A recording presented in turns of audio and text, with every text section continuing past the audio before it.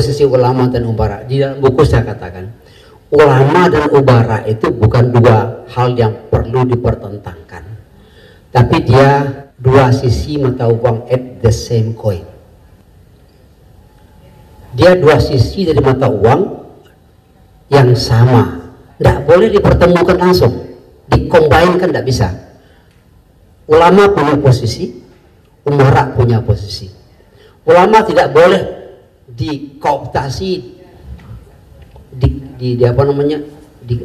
dikepit oleh penguasa sehingga menjadi alat penguasa seperti dalam masa Dark Ages di Eropa itu. Ulama tetap pada posisinya, penguasa tetap pada posisinya. Ulama menghormati penguasa, penguasa menghormati ulama. Tapi jangan peralat ulama. Penguasa yang memperalat ulama sama dengan raja-raja di masa Dark Ages di Eropa itu memperalat pendeta, akibatnya semuanya dibenarkan dengan dalil-dalil agama yang dibuat-buat.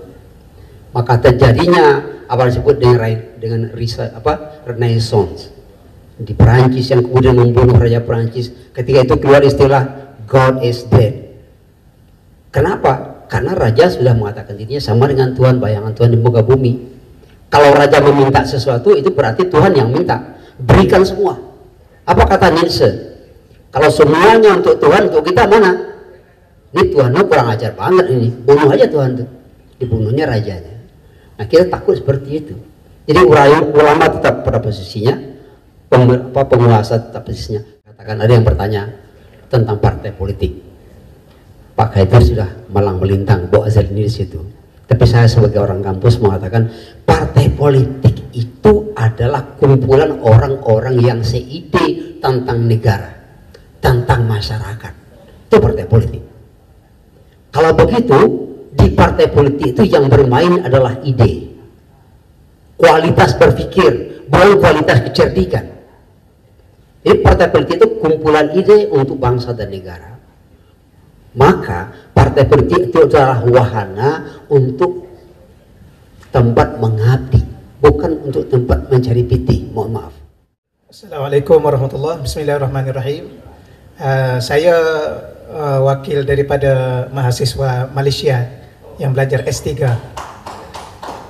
Yang terhormat moderator dan seluruh narasumber, dan Prof Alaidin.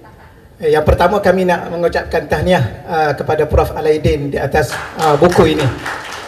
Pada pandangan kami begitu sekali menarik kerana Prof Alaidin membawa kehidupan masyarakat di akhir ini supaya hidup rasa bertuhan dalam apa bidang sekalipun. Cuma persoalan saya ialah di mana problem yang paling besar sekali dalam kehidupan kita sehingga apa yang kita alami pada hari ini, sama kami di Malaysia pun sama. Satu masa, satu tempoh pilihan raya itu sudah 3 PM kami. Jadi persoalan yang paling besarnya, apakah kita sekarang ini tidak ada the real leader? We don't have the real leader, but so many politician, just politician. Jadi adakah kita sekarang ni sukar untuk melahirkan pemimpin yang sejati? Kerana bab yang menarik saya ialah pemimpin sejati, pemimpin palsu yang ditulis oleh Prof Alaidin. Adakah pemimpin palsu itu dimaksudkan ialah bukan pemimpin tapi just politician? Itu. Jadi di manakah sebenarnya persoalannya, ataupun ia berkait dengan apa yang Nabi perkatakan bahawa kita sukar untuk dapatkan real leader because kita sedang menunggu Imam Al-Mahdi Al-Muntazar. Maka dengan sebab kita menunggu the real leader yang sebenarnya, maka kita terpaksa hadapi apa yang ada pada hari ini. Di mana problem yang sebenarnya? Terima kasih. Meminta maaf kalau ada kesilapan saya berbicara ini. Assalamualaikum. Ya. Saya sangat senang dari pertemuan pada hari ini. Termin pertama ada 5, termin kedua ada 5. Jadi ada 10 penanya. Ya, 6 tahun 11 ini ya, 11. Jadi saya pikir jarang kita lakukan demikian. Cenderungnya adalah membatasi orang yang bertanya. Tapi untuk yang 5 penanya ini, ya 5 penanya ini tidak ada tanggapan dari narasumber maupun si penulis buku. Karena apa? Karena waktu dihukum. Sekarang ini jam 12 lewat 10. Tapi setidak-tidaknya kita berikan kesempatan tadi itu, kesempatan kepada kita memperbanyak yang bertanya. Setidak-tidaknya peserta diskusi ini sudah menyampaikan perasaan, menyampaikan pemikiran. Nah, selanjutnya kita dengar nanti perasaan dan pemikiran dari penulis buku. Silakan.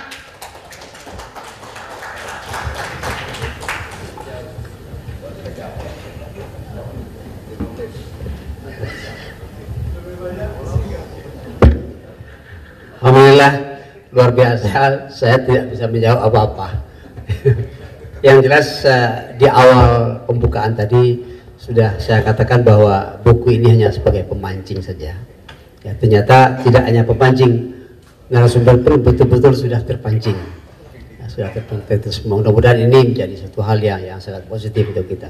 Tapi ada beberapa hal yang perlu saya ulas sedikit. Saya mohon maaf tidak bisa dijawab satu persatu karena waktu. Ini seperti kata Pak Kadir, moderator ini yang paling ditakuti di Riau. Diktatornya bukan main, tapi kalau dia jatahnya 5 nanti ada plus. Nah, kalau Pak Karunas pertanyaan saya satu saja, tapi pesat A, B, C, D, sampai ke bawah gitu. Itu tahulah gitu. Yang pertama tadi ada yang menarik, pertama kali kenapa saya tidak menyebut ada ulama buruk seperti kata Doktor Dinda Doktor. Saya nggak sebut ulama buruk, kalau sudah buruk dia bukan ulama.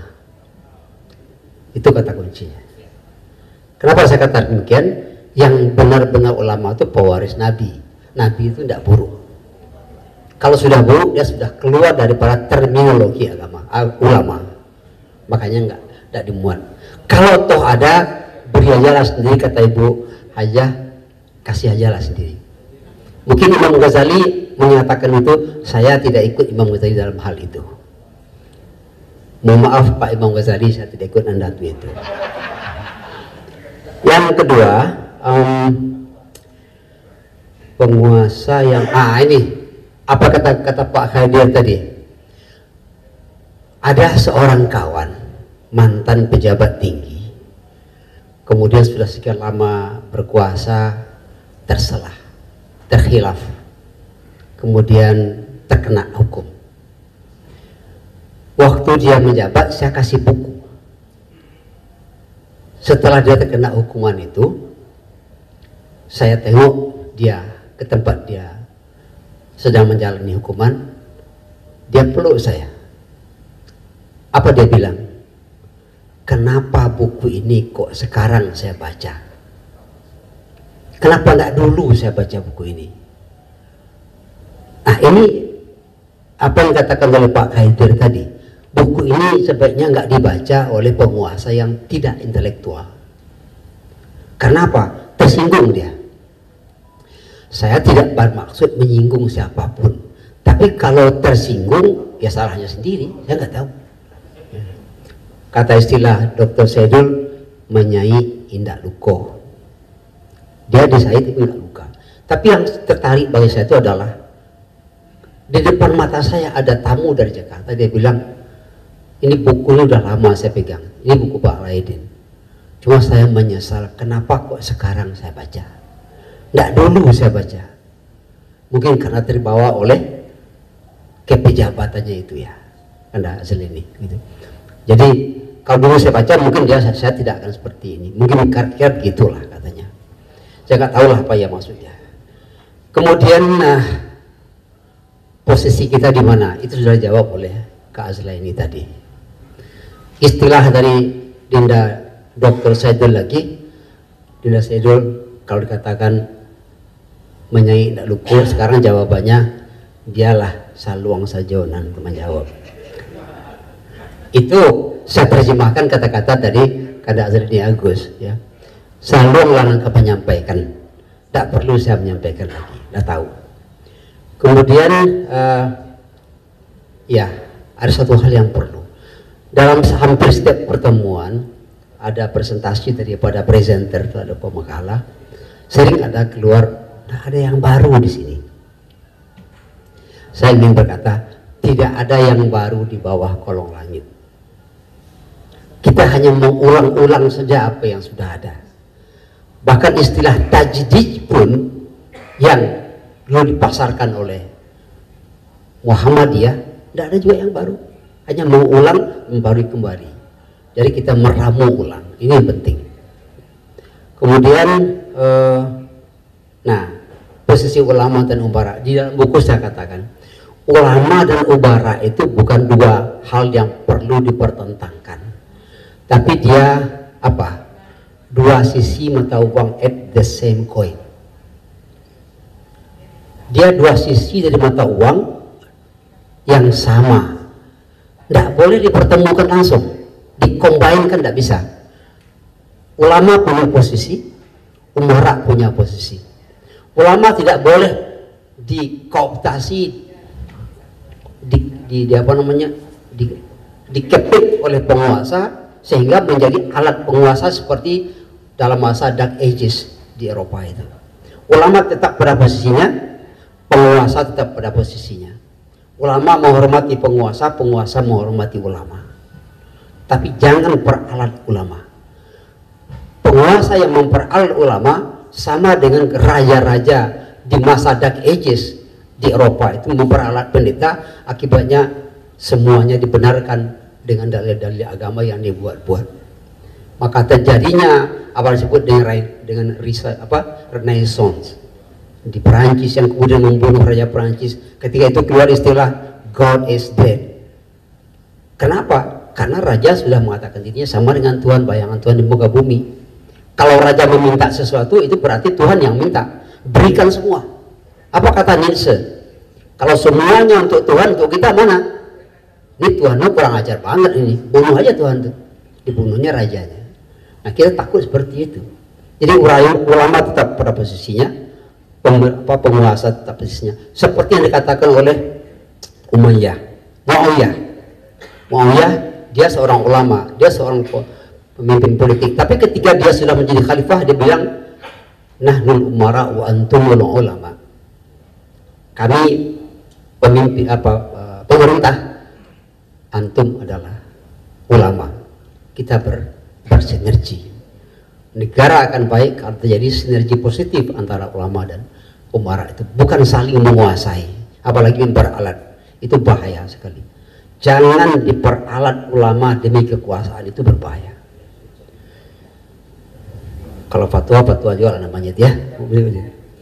Nah sekarang betul ya, seperti kata siapa tadi, lembaga DPR kita sepertinya seakan-akan sudah menjadi lembaga voting, bukan lagi lembaga musyawarah. Musyawarah itu dalam video saya terakhir saya katakan ada yang bertanya tentang partai politik. Pak Haider sudah malang melintang, Bu Azhar ini di situ. Tapi saya sebagai orang kampus mengatakan partai politik itu adalah kumpulan orang-orang yang seide tentang negara, tentang masyarakat. Itu partai politik. Kalau begitu, di partai politik itu yang bermain adalah ide, kualitas berpikir, bukan kualitas kecerdikan. Jadi partai politik itu kumpulan ide untuk bangsa dan negara.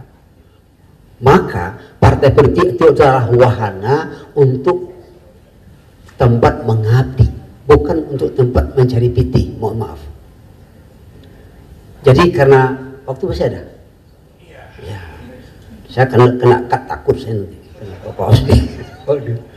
Jadi itu maka juga kita ada anak-anak kita, mahasiswa kita dari Malaysia S3, mereka ikut, mereka ada pejabat di negaranya. Negara kita juga, walaupun kita Malaysia satu berbeda negara, tapi kita adalah satu, sama-sama orang Melayu yang nasib kita adalah nasib kita, nasib bersama yang kita bagi. Saya mohon maaf tidak bisa menjawab satu persatu pertanyaan tadi, tapi terpulang kepada kita semua. Lagi-lagi kata Dr. Saidul Amin, biarlah saluang nan menyampaikan. Nah itu aja. Atas nama tentu atas nama pengurus Hijmir yang mengundang, ya, mengucapkan terima kasih yang setulus-tulusnya pada para pembedah, Pak Haider, Pak Usnu, Pak Saidul, dan pembedah semua atas partisipasi kita semua, dan mudah-mudahan ini menjadi sesuatu yang bisa nanti dilakukan oleh berikutnya. Sekarang kita lihat di kampus itu sudah agak jarang kita lakukan kegiatan begini. Makanya karena di sini adalah ada yang di luar ruangan ini dia sebagai rektor. Kayak tadi Kak Azril ini tidak menyebutnya rektor tapi sebagai Ustadz Pak Saidin, karena memang dia di sini bukan rektor tapi di luarnya rektor. Yang kita minta adalah Rektor Saidul.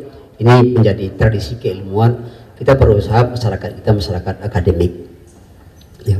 Ucapkan terima kasih yang sebanyak-banyaknya atas kehadiran kita semua, partisipasi kita semua, dan mohon maaf segala macam kekurangan. Masukan-masukan untuk buku artinya adalah masukan untuk kita semua ya.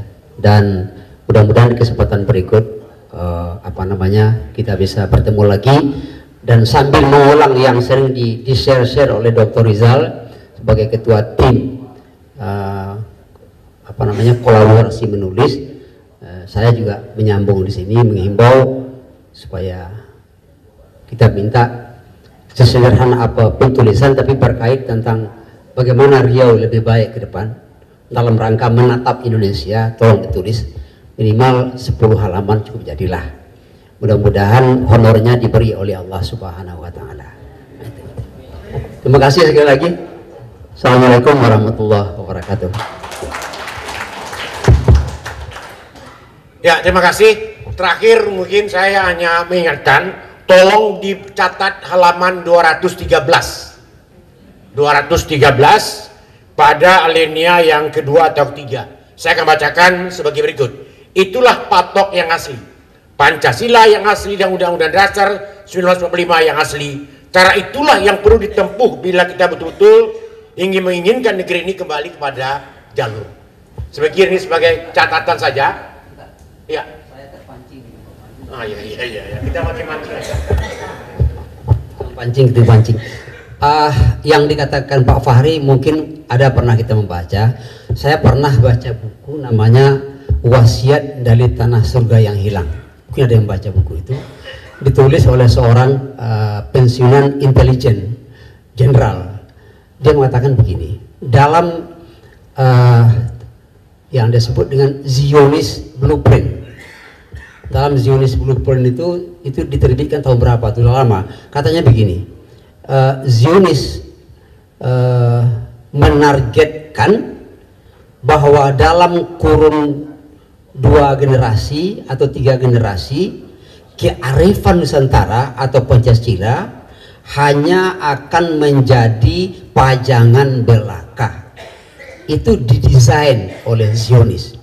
Nah, kembali kepada yang tadi, berhasil atau tidaknya desain mereka itu semuanya tergantung kita. Jadi betul kata Pak Gede tadi, orang tidak salah. Kalau kesalahan orang tidak kita wadahi, kita beri mereka kesempatan berbuat salah di tempat kita. Innallaha la yughayyiru ma biqaumin hatta yughayyiru ma bi anfusihim. Allah hendak akan mengubah suatu kaum sebelum kaum itu mengubah apa yang ada dalam diri masing-masing, bukan diri bersama. Diri masing-masing itu adalah mindset, adalah mental kita, kata Pak Kadir tadi. Nah, siapa yang akan mengubah mental itu? Ya budaya tadi. Makanya leader is the cultural builder. Makasih. Terima kasih. Mungkin Pak Ketua ICMI Riau, saya pikir apa yang disampaikan oleh Pak Munib, saya pikir perlu sekali. Artinya adalah bagaimana buku ini ada sebuah rekomendasi. Saya pikir Pak Munib kan itu apa intinya? Saya pikir nggak dengar. Saya pikir itu intinya. Intinya adalah bagaimana buku ini atau diskusi ini ada rekomendasi daripada ICMI. Itu yang saya tangkap dari. Mohon maaf semuanya karena melewati dari waktu yang ditetapkan oleh panitia, sengaja kita lakukan ya. Tapi yang penting lagi adalah memang keterlambatan kita mulai acara, harusnya 8.30 kita mulai 9.30. Tapi saya merasa puas, semua kita ini merasa puas karena bisa menyampaikan sesuatu kepada kita semuanya. Mohon maaf, wabillahi taufiq wal hidayah. Wassalamualaikum warahmatullahi wabarakatuh. Mohon Bapak, para narasumber dan moderator mengambil tempat di depan untuk pemberian cindera mata.